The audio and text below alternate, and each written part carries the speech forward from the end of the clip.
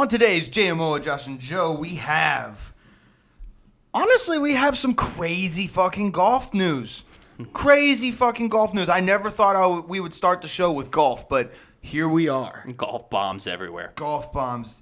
After we talk some golf, we have the NBA, the finals. We have a fucking series, thank God. Let's go. We were fucking worried. We talk a little Game 1, Game 2 recap, do a little Game 3, Game 4 preview. Then we talk about the coaching carousel that is in the NBA right now. This is actually, honestly, Joe, it's kind of ridiculous, if I'm being honest. Hey, keeping the world green, recycling. Recycling, yes, they're doing a very good job. NBA has gone green. Then we go into OTDISH. We talk a little on this date in sports history. Then after that, college baseball. The college postseason is in full swing. The regionals are set. The super regionals are about to be played. We do a little recap and a little preview of that. It's a home run. It is a home run. Then we talk a little hockey, just a little bit, because it doesn't look too great for the Panthers. Not a hot start. We go into that, and then we do a little talking soccer, eh? Hey, talking soccer. Talking soccer. We try. We do our best. So, we're learning. Do a little talking soccer. Baby steps. Let's rock and roll.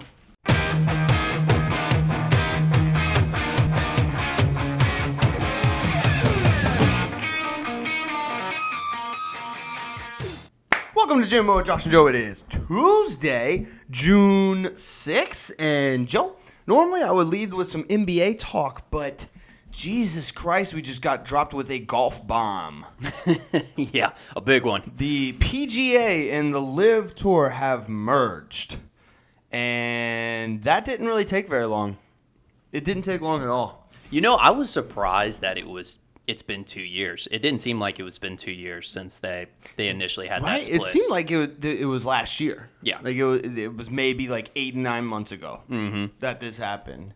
But it was 2 years ago, and these golfers. If I'm waking up this morning and I'm someone like Rory McIlroy or Colin Morikawa, I'm pretty fucking pissed. Oh yeah, I am pretty pissed because the PGA made it seem like they were sticking to their guns. This is for the PGA, for tradition. You're standing up against the LIV Tour, what the LIV Tour stood for. Maybe not what the LIV Tour stood for, but like them using the Saudi money, the blood money. They were on the high ground. Yes, they were trying to be on the moral high ground, and the PGA got them all fired up. It's like, hey, we're standing up for this, blah blah blah. And then 2 years later, they join. If you can't beat them, join them. Yeah, basically. This is what I've been saying all along. This is what I've been saying for half of my life. You follow the money. Money talks. Anywhere and everywhere you go, I don't care how firmly you are committed to your fucking morals and principles. Money always talks. Everyone has a price tag. You just got to figure out what the fuck it is. Yeah, and the money's going to outlast everything. Everything. Because that's why the PGA didn't think the LIV Tour was going to, or they just didn't think it was going to actually, be, or, last long, but they didn't take into account that the Saudis are just absolutely rich. Filthy rich. Just filthy loaded that they, and I don't even think we know exactly how much money they have, because if you go look up Google, there's some Saudi Arabians there, but I don't think we truly know how much money that area has, because Dubai, if you look at Dubai, like before and after pics, like from, not even from like the 1900s, I'm talking about from like 1960s, 1970s to now, the city has completely blown up. It is completely different than it was like 30, 40 years ago. Oh, yeah. It's insane, the money that they have from the oil. And, I get it. I understand why the PGA and LIV, PGA ended up going. I guarantee there's a shit ton of money. People in the media tried to spin it. They tried to make it sound like LIV Golf wasn't making any money, so, the PGA needed to help them or something. No. The PGA wanted the money that the LIV Golf, that the Saudis were dishing out. Oh, yeah. That's all it was. That was a business decision. They took their morals and strapped them to a cannonball and blew them out of the fucking window and decided, hey, I like money a lot more than I care about the people who have a problem with Saudi money. I know. It's like the PGA was like, telling all of their members that were sticking on, like, yeah, we're doing this. We're gonna stick it to them. This is how you may take a stand and everything. You're doing the right thing. Yep. And then all comes for naught because basically they just took the money, like what most of the guys should have done, especially Tiger. Dude, and Colin Morikawa. Oh yeah, I know. Colin Morikawa, like Rory McIlroy, they denied hundreds of millions of dollars. Yep. Hundreds of millions of dollars they denied because of this, and now they just what? Now they're in and a part of LIV, yeah, in some sort of fashion. I mean, obviously it's a merger, but at the same time they missed out on the money. I saw a stat. It was like the top 5 LIV players that were getting paid were getting over $620 million combined. So the top 5 LIV players getting $625 million combined. The PGA itself revenue brought in last year, revenue-wise, $1.6 billion. Jeez. Yeah. That's 5 LIV golfers that are making up like 34% of the entire revenue of the PGA last year. Mm-hmm. It's insane. The money over there is absolutely insane. And you'd honestly be kind of fucking stupid if you denied it. If you take, so a lot of people that were upset were the families of the victims of 9/11. Honestly, if you throw those families like $10 million, they'll shut the fuck up. I promise you, the ones that are like the middle class and maybe even the little rich, the middle, lower, and little bit of rich class, they'll take $10 million and shut the fuck up. Money talks. Money talks always follow the fucking money. Yep. AC/DC has a great song. It's Money Talks. I like how I got this report from Adam Schefter. Me too, right?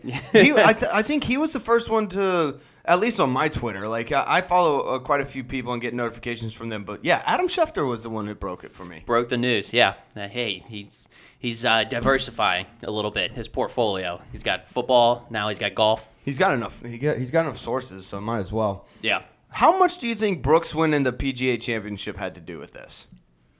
Oh, I think it had some influence. I mean, not only Brooks, but like the way that in the Masters, the LIV golfers showed out. Yep, the LIV golfers showed up in the Masters, and like it was just getting to the point where like I, like myself included, I'm okay with this. Like I don't really give a shit about like the Saudi money, the blood money, blah blah blah, whatever the fuck it is. I just want to see all the fucking great golfers play together. That's all I want to see. I just want to see the best golfers in the world. And obviously, I mean, it was put on display 2 weekends ago. Brooks Koepka is one of the best golfers in the world. Yep. Like, and he just so happens to play for LIV. Yeah. Like I know I say this and it sounds bad, but I really don't care about where the money comes from. I just want to see them play. Mm-hmm. It's just like the same thing I do with like music. So like let's just say you have a musician.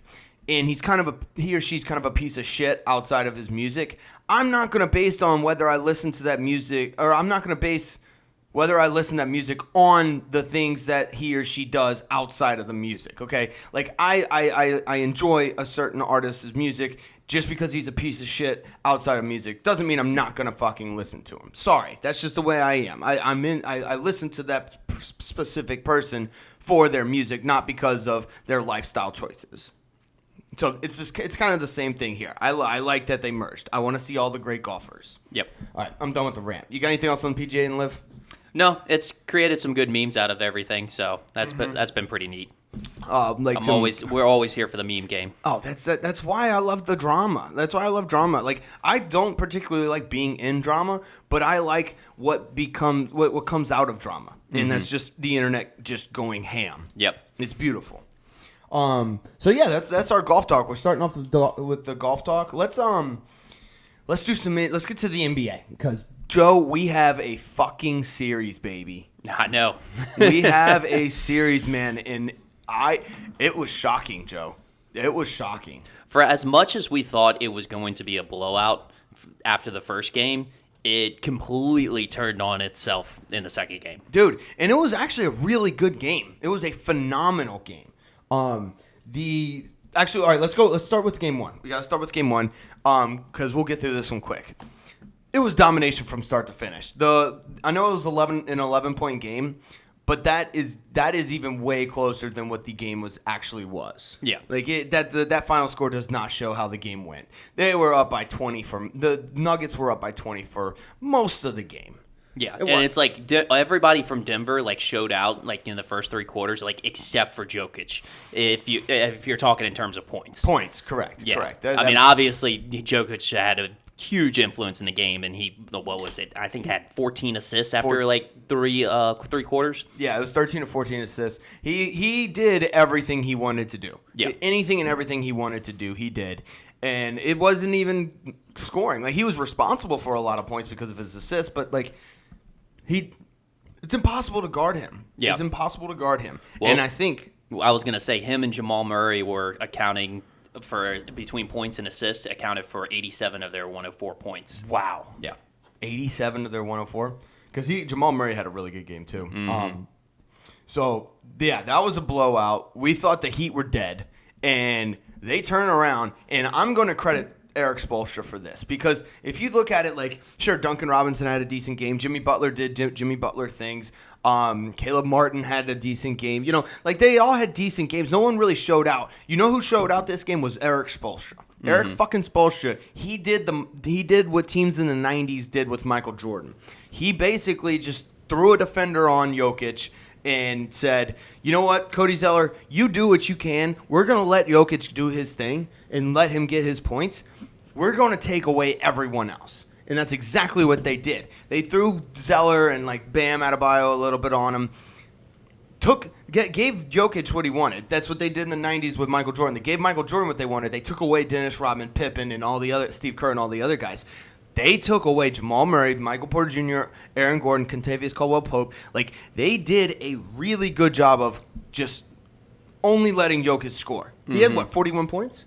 It was something around there, yeah. It was awesome. Like, yeah. the Eric Spoelstra is, I'm going to go ahead and say he's the best coach in the NBA right now. Like, he, even over Steve Kerr, I know Greg Popovich has the history, blah, blah, blah, but he's the best coach in the NBA. You talking about right now? Yes, right now. Okay. And I'm talking about this year, because like, and it's like we said the last like a couple weeks ago. He's been in the Eastern Conference Finals for the last 5 years. Yeah. Or 3 of the last 4 years. It also helps when most of the coaches get fired after they win a championship game. Nowadays. So. The competition's a little bit eliminated, but it's actually maybe back on because obviously there's the coaching carousel, quite literally, where people get recycled. We'll get to that. But yeah, dude, they let Jokic score, and it was nice. I will say this: it was a nice change of events.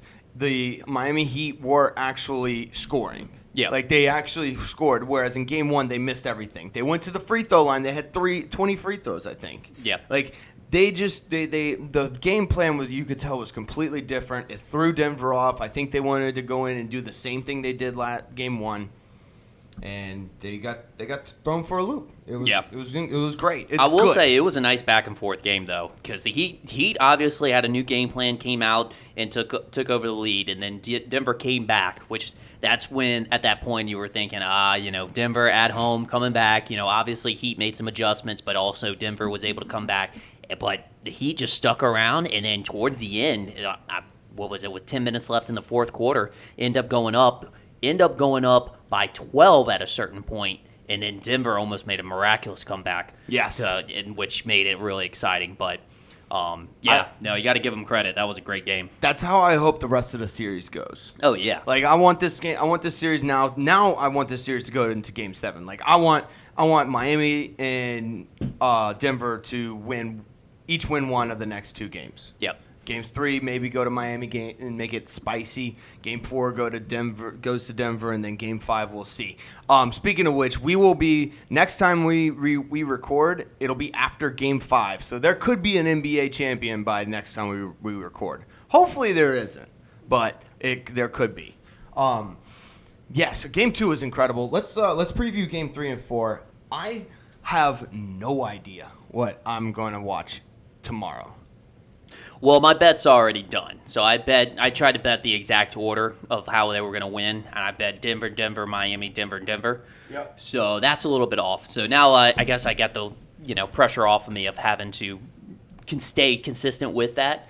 I can kind of just be able to analyze exactly what I think it personally is going to come out of this. I think Denver is going to come out and steal Game 1 in Miami. What do you mean? Oh, Game 3? Or Game 3. In Miami? Yes. You think they're going to be riding really high and just kind of like, what do you call that whenever teams come off of a big win and then they lose the next one?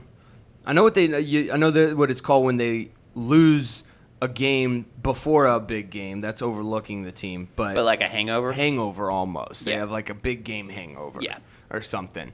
And they that could happen. That could happen. Denver, honestly, that game could probably just fire up all the Denver guys. They probably went on cruise control, too. I guarantee they probably went on cruise control. The game was a little sloppier. They fouled a little more. It wasn't as crisp as Game 1.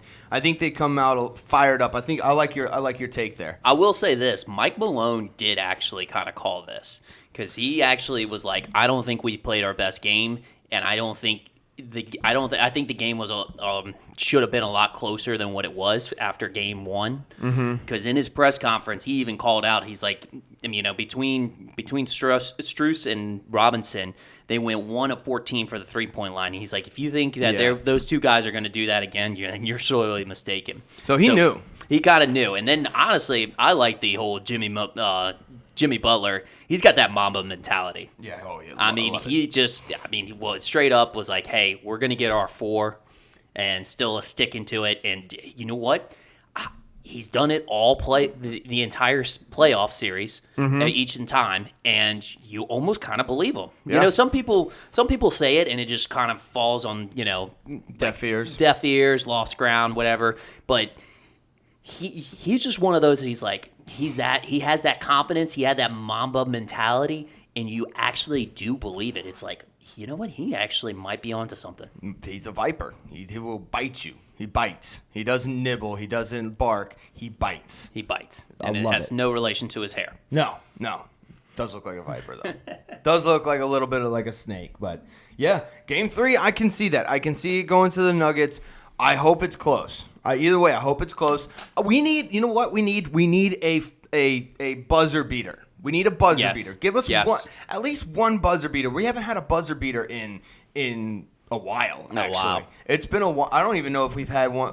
Yes, we've had one in round 1 of the playoffs, I think. I think we had one round 1 of the playoffs. But anyways, we haven't had a buzzer beater in a long time. I want a buzzer beater. What we need is whenever Kawhi Leonard was at Toronto against the Philadelphia 76ers, where he had the corner 3 and it bounced. Yep. That type of buzzer beater. That's what we need. Or Ray Allen in Miami against the San Antonio Spurs, Game 6. Back in 2011? Yep. I think, 2011. That Ray Allen shot. Was it 11 or 12? It might have been 12. I was about to say, I think 12 and 13 was when the Heat won. Yes, so I think it was 12. I remember, I'll never forget that. Ray Allen, honestly, man, he just jumped back. He didn't even look. He just jumped back because it was muscle memory. Threw it up. It was to tie the game. Or no, it was to win the game, Game 6, to send it to Game 7 because the San Antonio Spurs were about to win the ship. Mm-hmm. Unreal. One of the greatest shots in NBA history, along with Kawhi Leonard. Yep. The Kawhi Leonard shot, you remember, it looked like it just stood up there on the rim for an hour. Right. And you even saw his Kawhi Leonard. He's like, come on, just fucking go in. Yeah. It was epic. All right, so Game 3 goes to Denver, Game 4 goes to Miami. Let's go with that one. That's what I'm thinking. Okay, let's get to Monty Williams to the Pistons. Actually, just a coaching carousel, bro. Monty Williams to the Pistons and Frank Vogel to the Suns. Wherever you want to start there, brother. Well, let's put it this way. It wasn't cheap for Detroit to get Monty Williams. Fuck no, because he didn't want to go. And I don't blame him. There's nothing in Detroit right now. It's a bunch of young kids. Which, here's the thing. Holy shit, is that his contract? Yeah. $78.5 million? Yeah. Holy shit. But you know what? That makes sense for a franchise that's been in that much of shambles in shambles for so many years. Like I'm surprised more teams, like more franchises, and don't follow that type of suit. Like you've got to fork out some money in order to change the culture, get yourself a good coach, and I think it's it starts from the top down. Yep, I think they should just hire Larry Brown back. Just bring him back. But here's all right. My thing for real, the Monty Williams to the Pistons makes sense because Monty Williams, I think, is really good with young guys. I think he's good with handling the younger players. He's good at building the character. He might not be the greatest X's and O's guy, but he'll get the team to play for him, and he does a good enough job to where he can make it to basically to where they'll win. He'll give them the opportunity to win. But I think his character development and the way he is with the players is going to be the best part. Frank Vogel to the Suns, I think, is beautiful. I think Frank Vogel is better suited to deal with the superstars. He's the opposite of Monty Williams. I think he's better suited for the superstars. And I think I'm going to say this is going to be very controversial to a lot of people, but they need to get rid of Chris Paul and replace him with a role player. Let the offense run through Devin Booker. Let Durant do his thing. Let DeAndre Ayton do his thing. Run the offense through Booker. I think they need to get rid of Chris Paul. I didn't like what I saw. Like Chris Paul played very well last year, but I think the team just is better suited, better suited for a run without him. I don't know. Yeah, but I like your take with as far as Frank Vogel with the stars. Yes. I mean, he had a star-studded cast whenever he was at Indiana, back when PG, what was it, Roy Hibbert? Not Roy Hibbert. The big guy, Miles Turner? Not Miles Turner, the one right before him. Roy Hibbert was before him. Yeah, Roy Hibbert. I think it was Roy Hibbert, yeah. Yeah. And then also, who... There was a couple of stars on that team. Yeah, there was a bunch of stars on that team. Was David West on that? I think David West was there for a little bit because I think that was after his New Orleans. Yeah, New Orleans stint with New Orleans. Yep. So yeah, they had a star-studded cast. And then obviously, with the Lakers, they had a star-studded cast. So I mean, yeah. So basically, Phoenix Suns are definitely selling out to go get themselves a championship and then fire Vogel 2 years later. Yeah, I mean, both these coaches are going to get fired. Well, actually, Monty Williams actually might be the exception, but they'll figure out a way to fire Mike Malone soon. Yeah, he'll be gone. Yep. But the NBA, it's insane. They're really green. Let's put it that way. They're really green. They recycle a lot. They recycle in all their coaches, man. Yeah. It's just a giant carousel of just recycling bins. Because you don't see that they do like similar with the NFL, where it seems as if like when you become an NFL head coach, yeah, you've got maybe one or two strikes, maybe a third strike if you're lucky to, have a head coaching venture. But other than that, then the coordinators are lined up. They're lined up for your jobs. And you just don't see the assistants getting those head coaching jobs as often as they just recycle other coaches. Correct. I don't know why either. Like, especially like someone who like learned in like a Steve Kerr role, like an assistant coach to Steve Kerr or Eric Spoelstra or Greg Popovich. Like, you saw how these guys coach. like what it takes to win. And like I don't understand why they don't just hire assistant coaches, like coordinators or anything like that. But yeah. Anyways, you got anything else on the coaching carousel? That's about it. All right, let's get to OTDISH on this date in sports history. I will start in 1848.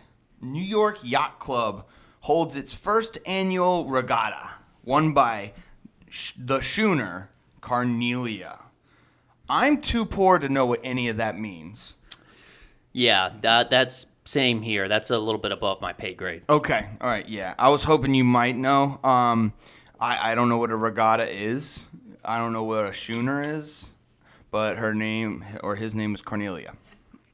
Nice. New York Yacht Club, yeah. Yeah, no, I am way too poor. All right, it's a clothing company now. It's a clothing company? The meaning of is a rowing speedboat or sailing race. Okay, gotcha. It's a lot of rich people with their boats. Yeah. Got it. Yeah, and that way they say, so it's like sailing. Oh, that's cool. Yeah, it's like sailing. Dope. Yeah. So, that looks so cool. If you see like a sea or an ocean or something with a bunch of sailboats in one spot, it looks pretty cool.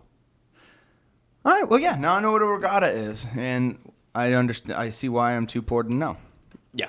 Yep. What you got? All right, 1932. I'm going to need to hold on a second. Get prepared for this one. Okay. The Ijselmeer Vogels. I kid you not. This is how it's spelled. IJSSELMEERVOGELS. Yeah, the soccer team forms in Spankenberg. In Spankenberg? Spankenberg. Where's Spankenberg? Because I want to go there. I need to get spanked. Okay. I don't know, but this soccer team, it threw me off, and I was like, no, there's no way. This is like a misspelling on, Let me see the spelling here. The spelling is absolutely insane. You try to pronounce it. Giselle Mervogels. Giselle Mervogels. Giselle. Nope, I'm good. All right. Yep. That was a bad one. Tongue twister on the name there. Yeah, holy shit. But it's real soccer team. Real soccer team. Wow. Well, I want to learn how to pronounce that. In 1969, this was one that was awesome to me. Joe Namath resigns from the NFL after Pete Rozelle, the commissioner at the time, said he must sell his stake in a bar. He had I guess he owned a bit of a bar or something, and he had to sell it, or he couldn't keep playing football. So he said, "Fuck you, Pete Rozelle. I'm gonna fucking retire.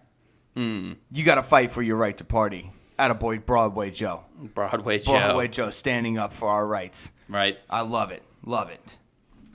All right. Kind of going along with the theme of this episode with merger. 1966, NFL and AFL announced their merger on June 6th. Yeah. 1966 became the NFL. The NFL it is today. So June 6th, big merger day. Big merger day. Got it. Okay. It's a big merger day. So, hey, find someone you love, merge with them. It's a merger day. Yeah, okay. Well, I see the twist you put there. Let's see. In 1999, this is because we got the French Open going on. I had to make a tribute to the French Open. In 1999, French Open men's tennis, Andre Agassi wins his first and only French title. Beats Andrei Medvedev of Ukraine. Now, the reason why I bring this one up, I like Andre Agassi because mostly because because he's a good tennis player, but mostly because he's bald. Because he's bald. You look at all the fucking tennis players out there; they have great fucking hair. They all have great hair. Djokovic, Nadal, all of them, and he's out there representing people like myself who are losing their hair. Okay. And have no hair. So, Andre Agassi, baby. Thank you. Yeah. Well, tennis is definitely a very much country club sport. Right. And so you can't be bald if in a country club. No. That's okay. I mean, I think that's a prerequisite. Hair is a requirement. Okay, yes. Got it. I didn't know that. That's probably why I don't belong to a country club. That's probably why you didn't know what regattas were. Yeah. I'm just not built for the good life, I guess. Oh, goodness. Maybe one day. We'll change that. We will, yeah. One day. All right, 1946, still going along in the merger form, but the Basketball Association of America is formed in New York City. What is it? What year? 1946. So the Basketball Association of America ends up, I think 3 years later, merging with the National Basketball League to form the National Basketball Association. Oh, that's cool. So, yeah. But yeah, this was kind of how it was started. There was quite a few teams, actually. Some familiar, some not. This was when the New York Knicks were the New York Knickerbockers. Knickerbockers, okay. Yep. I'm glad we decided to shorten that one. Yeah, that was, yeah. And then Boston Celtics, they were the same. Okay. Minnesota was Lakers. Oh, yeah, I remember the Minnesota Lakers, and that was a couple of new ones that stood out to me. The Minnesota Lakers actually makes more sense because they're touching. Well, actually, Michigan Lakers would make the most sense, but Minnesota's still touching some of the Great Lakes. Yeah, it just makes more sense. Oh, good. Big merger day today. Big merger. Let's see. Let's get to some college baseball. The super regionals are set. And I love how they're named the Super Regionals. It was like, it's the most laziest thing because they go from the regionals and then they were like, all right, well, what's one step up? Let's just put Super in front of it. Let's put Super. Super in front of it. I love this double elimination format. Like the regionals format, you get 4 teams and it's all double elimination. 2 teams play each other. Because you can lose a game and come back. It's my favorite. I think it's brackets. So something we understand very well. And I just think it's the best because you don't. It's not like you're like. Soccer has it right. Soccer probably has it perfect. I think soccer has it perfect, but I don't really understand it so much just yet. College baseball format is, in my opinion, perfect because it gets like a mix of everything. It does. It does get a mix of everything. You have brackets, you have round robins, and you've got best 2 out of 3 series. Now, the only thing that soccer does that really well is they use not only the wins but the goals. So scoring actually takes an effect. Correct. So, like, if you want to run up the score, that's probably a good idea. Whereas in America, running up the score has been kind of discouraged. It's frowned upon. It is frowned upon, yes. But let's see some of the highlights. I mean, we got to get to we're LSU boys, so we're gonna get to our Tigers first and foremost. How about them fucking Tigers, baby? It's always nice to go into a round robin and have a clean sweep. Clean sweep. We didn't lose a fucking game. Our hitting is literally going off at the right time. We're hot. Paul Skeens might be my favorite baseball player of all time. He not like I'm talking college baseball player, and I'm talking about even back when what was the guy's name, Morrison, in the '90s when he hit that bottom of the ninth grand slam to win versus Miami in '98, I believe, either '96 or '98. I want to. His last name was Morrison. I can't remember. Even that one, Todd Walker back in '94. Like I'm talking all these even better than Aaron Nola. Aaron Nola, Alex Bregman. Like, dude, Paul Skeens is throwing fucking gas, bro. He was hitting 102 miles an hour. He consistently pitches 98, 99 miles, and he pitched a complete game. A complete game. You never see that in the college game. Pitched a complete game and only gave up 2 runs against, I think, Tulane. Like, the guy's just on fire. He has the potential to be the number 1 pick. Yeah, he does. And then it also helps that we have Dylan Cruz, who is probably going to be the number 1 pick. Just straight cruise missiles. Cruise missiles all day. And then we got Beloso and Travinsky, who have hit back-to-back home runs in back-to-back games. Yeah. That was fucking awesome. Oh, yeah. It's just like you can't you can try and walk half the lineup, but then you get to the bottom of our batting lineup, and it's still just as fucking juiced, almost just as juiced as the top. Yeah, and they're playing like they used to play at the beginning of the season. It seemed like at the end of the season and then the tournament, SEC conference tournament, they kind of let off a little bit, but it's great to see that they're putting it back together again. The pitching's kind of coming together too, because like the second Oregon State game, the second time we played Oregon State, the pitching was awesome, and and we went into our bullpen a little bit, and they did really well. And they gave up some runs, but hey, when you got hitting like we do, they answered every single inning that Oregon State put up runs. Yes. So I'm fucking pumped. We got LSU versus Kentucky in the Super Regionals. I don't think we should have a problem with Kentucky, but Kentucky is good. I don't think we should have a problem with them, though. We did lose the series during the season, which is fuel to the fucking fire. Yep, that is very true. So that's actually the side I'd like to be on, rather than like if we like swept them during the season, then they would have the kind of chip on their shoulder. So I do like that in our favor. We're not going to lose twice. Not to Kentucky. Fucking Kentucky. So I'm pumped about that. Let's see. TCU upsets Arkansas. That was a big one. That was huge. Arkansas was heavily favored. Southern Miss is a nice little underdog story. They have some hitters on their squad. They have some hitters. Their coach, I can't remember his name. I can see his face. He's been there forever. I think this is his last year coaching there. So, like, this is his last run. The underdog story right here. fucking Southern Miss, baby. Yep. They got a tough matchup, though, with Tennessee. Yeah, I know. Well, hey, Tennessee shouldn't even be here. Clemson should have won that game, what was it, on Friday. It was, on Saturday. This past Saturday, Clemson, this was one of the best college baseball games that we've had all year.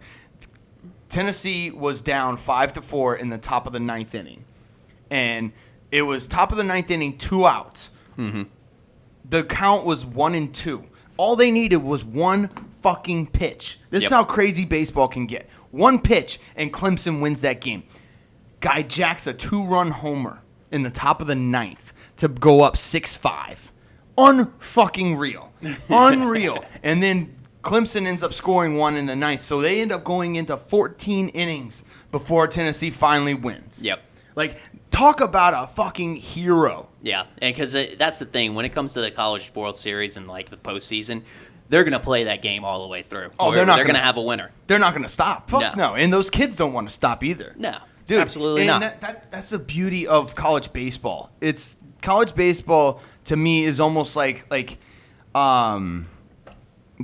almost like the NBA nowadays in that, like, your team could be losing by 7 runs, but it's not over. Yeah. You can make a 5-run inning anytime, 5 to 7 run inning anytime. Just like the NBA, you can go on a 12 and 0 run at any point in the game. Mm-hmm. That's the way college baseball is, and that's why it's fucking electric. Yeah, it's fucking awesome. Anything else on the college baseball? I guess for the super regionals, SEC is very well represented, but they kind of are matched up against each other. You got LSU and Kentucky and Florida versus South Carolina, almost kind of like eliminating themselves. South Carolina's a little frisky. They can be a little frisky, but Florida's too good. Florida is really good. We got to talk about Vandy. Vandy getting upset too. That was a big upset. Huge, man, because Vandy was getting hot at the right time. Mm-hmm. They were getting real hot. And this is like the one thing Vandy can like actually brag about. Yes, this and in academics. In academics, they're academically pretty good, but as far as sports go, this is it. All they got is baseball. It's usually baseball year in year out, and they honestly had a really good team last year. I want to say they won it last year. No, I think Ole Miss did won actually. Last year. That's why I'm sorry. That's what it was. But I think they did make a deep run though. Ole Miss won it last year, and I think Mississippi State won it the year before. Because it was like if Southern Miss won, if Southern Miss won this year, it would be like Mississippi took the Triple Crown. Oh yeah, that's right. Yeah, it was. So like I'm like if LSU doesn't win, I'm kind of like low key rooting for Southern Miss. Let's see. Yeah, Ole Miss, Mississippi State, and then canceled due to COVID. And then Vandy won in 2019. Okay, so they won in 2014. Damn, LSU hasn't won since 2000. We're gonna change that. We're gonna win this year. Jay Johnson, baby. Let's go. Let's see. What else? Anything else? That's about it. Cool. Let's get to some hockey talk.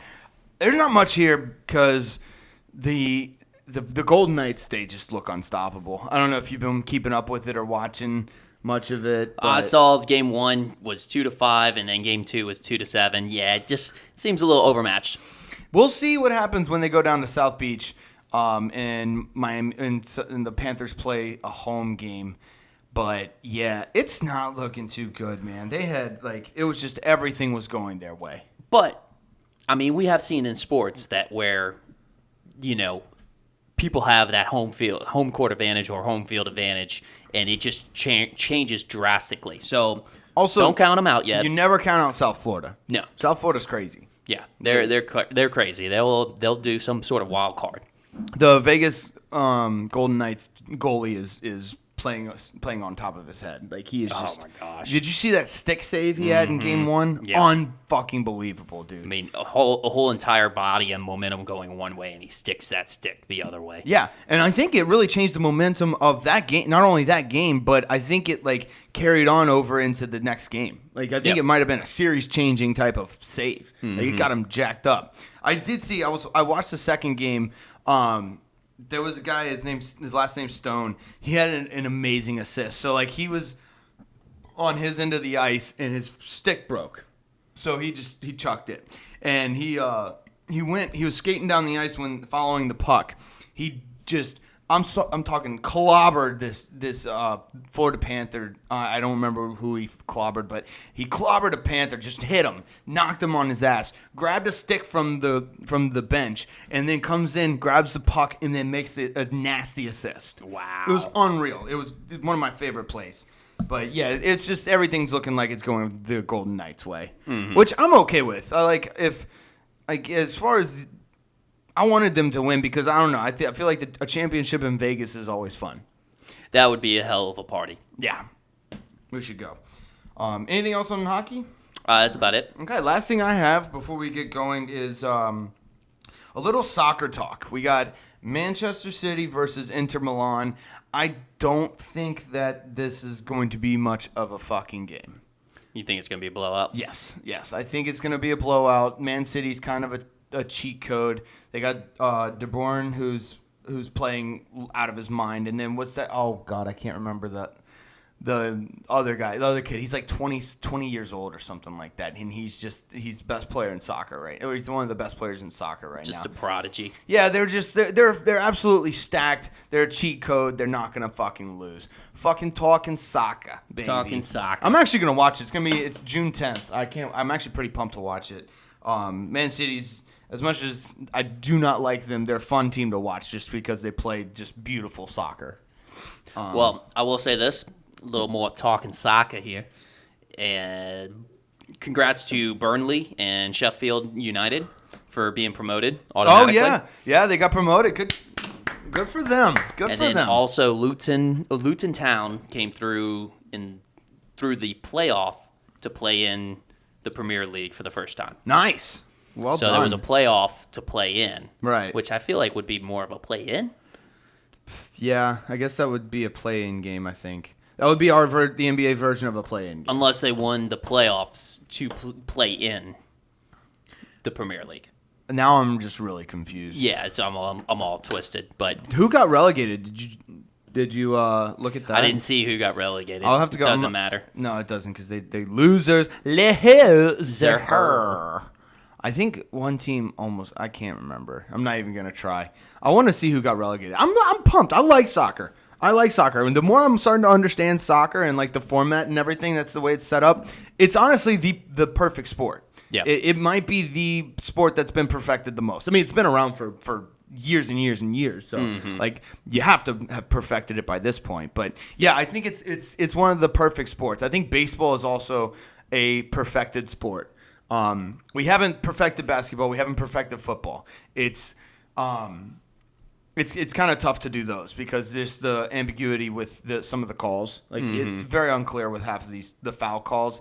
Whereas like I understand the reason why I say soccer is more perfect than baseball is because you still have like the umpires in the strike zone. Yeah. Like now in which I like that aspect of the sport. I don't think they should ever go to machines calling strikes. But I think soccer, they just got it figured out. I think they got it figured out. Like, you can clearly tell when something is a foul and when something is not a foul. Like, you just know. And the refs, they do a good job of calling it. Yep. In my opinion. Just my opinion. Just my opinion. Anything else? That's about it. Alrighty. We will be back here next week. And I think what we're going to do is we are going to, once the hockey and NBA finals are done, we're going to take a 2-week break. So whenever that is, it could be it could be by next week. We could our last show until we take a break could be next week, but we'll see how that goes. We'll definitely cover the end of the NBA and NHL finals. But yeah, we will be let's see. We'll be in a new office next week. That'll be fun. Yep. New office. A little different setting. A little different setting. So if you're watching on YouTube, it'll look just a little bit different. But yeah, I'm pretty excited. You got anything else? That's about it. All right. We'll see y'all next week. Love y'all. Later.